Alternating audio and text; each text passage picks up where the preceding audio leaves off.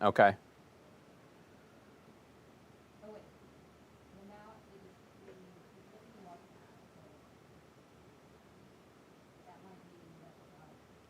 Okay. All right, guys, we are, oh, there we go. Okay. We're getting a couple testing runs of some new software to go live with you guys. Hopefully it improves some of our streams here in the future. Nasty storms are coming in from the north and west. We are lined up with a lot of wind potential from southern Kansas into western Missouri.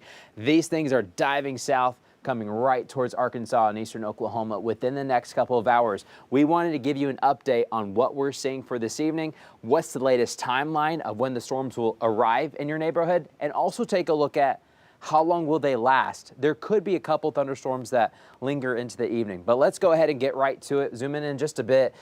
The broad yellow color shows you severe thunderstorm watches. We have a new watch for northwest Arkansas, parts of the River Valley, eastern Oklahoma. This watch lasts until midnight. It has not been extended south of the Arkansas River because we want to see the storms, how strong they are once they get to the mountains. And once they're in the mountains, if they're still pretty intense, a new severe thunderstorm watch will go out for the rest of the River Valley. But we do think this line, even though it's very intense right now, will gradually weaken a little bit as it gets closer to Fort Smith. That would be good news for Fort Smith because, boy, we got hit hard last night. These storms are going to hit northwest Arkansas a lot harder than they will hit the River Valley, most likely. These boxes showing you multiple severe thunderstorm warnings. We have some wind gusts that are over 70 miles per hour coming right over the Kansas prairies, headed into Oklahoma, and then eventually Arkansas next.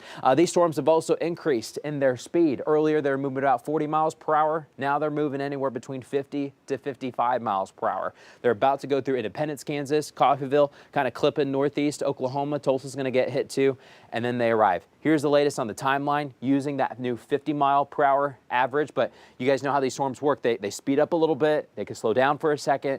It's not a constant 50 miles per hour, but just estimating with that number coming in to the state line with Missouri and Arkansas, right there in Bella Vista and Bentonville, probably around 7 o'clock, maybe 7:30. We'll dive south into Springdale and Fayetteville. You see the time, 7:51. So I would say around 8 o'clock. Watch out in Fayetteville. We're going to go into the mountains by about 8:30. Coming out of the mountains, head into Fort Smith 8:30 to 9 o'clock. And Clarksville, this may be a little bit early because I do think the storms will be weakening and they'll probably slow down a little bit in the mountains. Probably 9, maybe even 10 o'clock for Clarksville. But there's going to be a lot of wind with these storms. So that means you've got a wide swath of the potential for more power outages. We still have power outages in Fort Smith and throughout Sebastian County. Even some power outages still left over in Benton County too. We're likely going to go add to those numbers overnight if these storms can continue to hold. So these are your start times. However, that line, at least the most intense part of the storm, could last for at least 45 minutes or so. Wind blowing around like crazy. It feels like you're in a washing machine. Afterwards, it's more scattered rains and rumbles, but we got to look westbound. This is interesting. Notice south and west, or south and east of Dodge City, a couple more thunderstorms developing right now. So what we could see happen is if these storms blow through and if there is any heat and humidity left over, these storms could come back in behind and try to hit us again. Now the watch goes until midnight.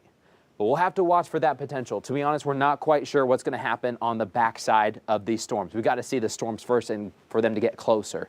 But just so you know, we're not completely done after the first line hits. There could be some scattered showers and storms. Now, most likely they will be a lot weaker, but we'll have to watch for them after that arrival time. So your window for northwest Arkansas, we'll take a closer look at the windows here in a second, but that window could be, 7 to maybe even midnight or so.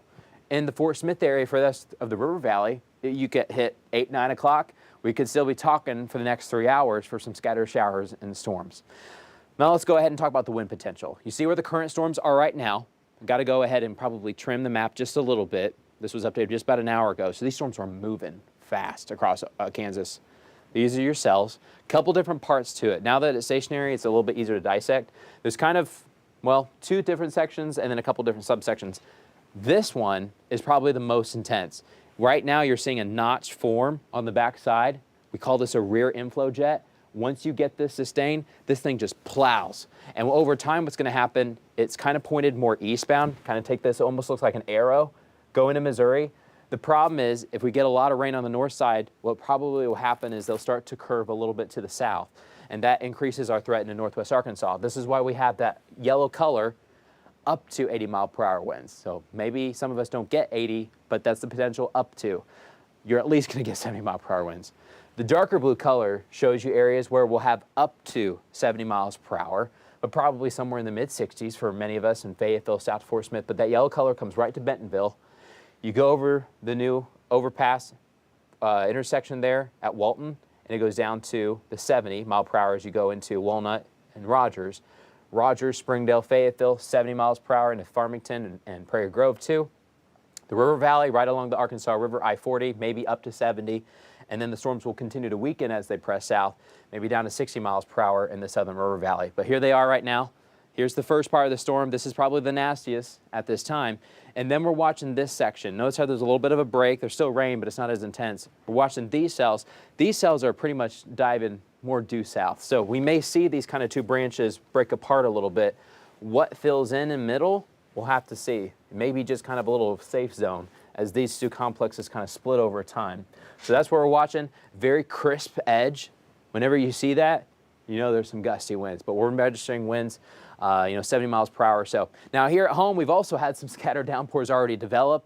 Not a lot going on with them right now, just trying to pop in with some of that extra heat and humidity that we built up with that south wind today. But here's the arrival timing, and then we've got our 5 News at 6 coming up in a moment. 7 o'clock, Benton County, northwestern Carroll County.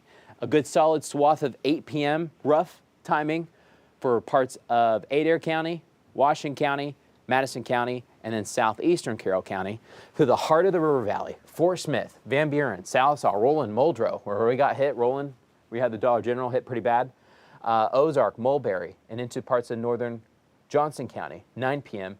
After 9 p.m., you get towards Mansfield where we have that EF1 tornado. South of Poto, maybe 10 o'clock. Paris, Boonville, Mount Magazine, 10 o'clock as well. Raldwin, 10 o'clock.